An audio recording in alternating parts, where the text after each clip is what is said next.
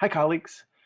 I wanted to show you today one way that you could post an assignment on Google Classroom so that it's very clear, accessible, and engaging for students and families in the reading workshop. To do this, this session will have assumed that you've already recorded yourself in some fashion, whether you recorded yourself on Screencastify, Screencast-O-Matic, or other platforms that allow you to record your face and or voice. You could also be on your tablet or your phone. The next thing that I'm trying out and playing out with is I'm playing out with Google's different suites of materials. Since we're using Google Classroom, it makes sense to use the things that Google also has. And one thing Google has is YouTube to post videos that you could then post onto slides and then upload to Google Classroom. I'll walk you through what I do step by step. The first step is I take my video that I had already recorded, and I'm going to upload it onto Google, or excuse me, YouTube. And to do that, I first click on this button up here in YouTube, and it says upload a video. Then I'm going to select a file. This file is already on my computer as I've already recorded it. When I select that file, I make sure that it's right here. And then I do a little bit of waiting. It's got a title because I already titled it. I can't select a thumbnail quite yet, but maybe I could make a playlist for this. Maybe this playlist is going into, maybe I could find a new playlist, or I could do that later. Is it made for kids? Yes, it's made for kids because it is a mini lesson, right? And then I could think about what's going to happen next. You can see it's about 40% uploaded. There's nothing really here. I will click next. I personally make mine public so that people like you, teachers, can view them. However, you might post yours as unlisted or private so that only people with the link can see your video, or only you and the kids in your class, so you have to specifically invite them to it. But I like to make mine public so that teachers like you can view these videos later. And then I publish it, and then we'll continue to wait until it's processed, right? While I do that, I might do something like get a Google slide ready, right, for where I can put this video in for students. And I might make slides for a unit or for a week, for a class. I've kind of already pre-made a slide. I've decided I'm gonna go with a slide for the whole unit. So this will be sort of like if today was the lesson that we're going to do, getting ready for a research project. Up here, I basically put my teaching point, which is naming a what and then naming a how. I like to make sure that I have, it's very clear, so I just use a white backdrop with black font and ink, and I use size 28 font. That's what I've read is helpful when you're making these things. I'm going to check on my video to see if it's ready. It's almost ready. Another thing I can do is if I made a sort of a chart for the unit, I could slide that chart into here.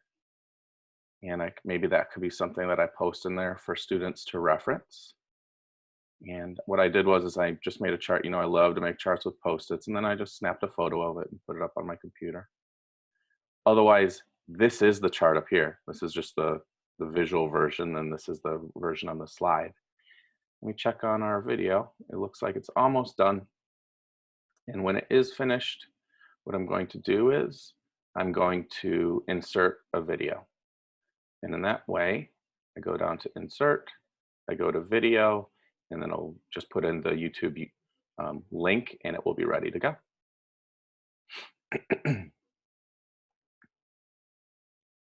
Looks like we're almost done. So I'll just close that for right now.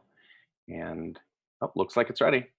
So it'll be in my uploads, and I might pick, yeah, sure, that screenshot looks okay. That looks okay. So what I do is I'm going to copy the link, and then I'm going to go back to my slide. I'm going to paste the link in here, search for it. Looks like it's already in here.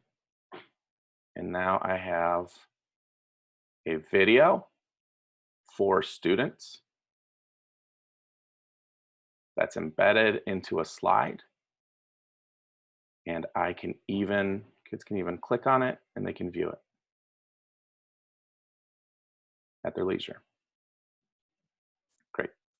So that's getting the slide ready. Now that I have the slide ready, I want to go to Google Classroom and go to my class.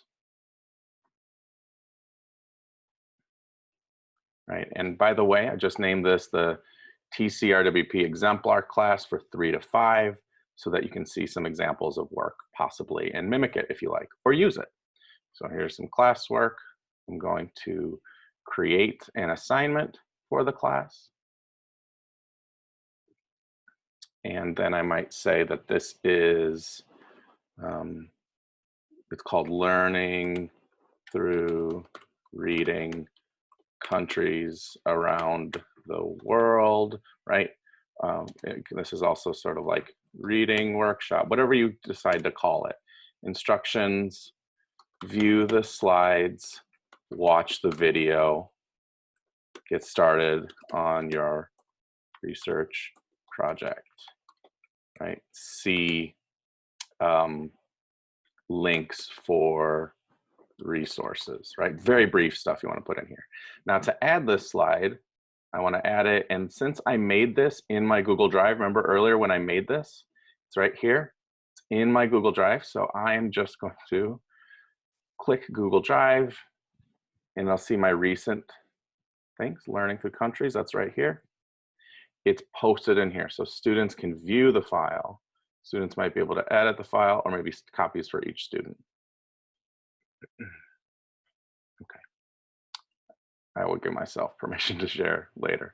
But essentially, those are the steps that I take to upload an assignment that has a slide that students can click through that's very easy to read, that has a video embedded in it. It could be a video, it could be just your voice embedded into it. And I usually upload it to YouTube, and then I insert that YouTube link into a slide, and I put that slide up onto Google Classroom. This is just one way that you can use technology to make teaching and learning both visible and observable and accessible, engaging, and understandable to students.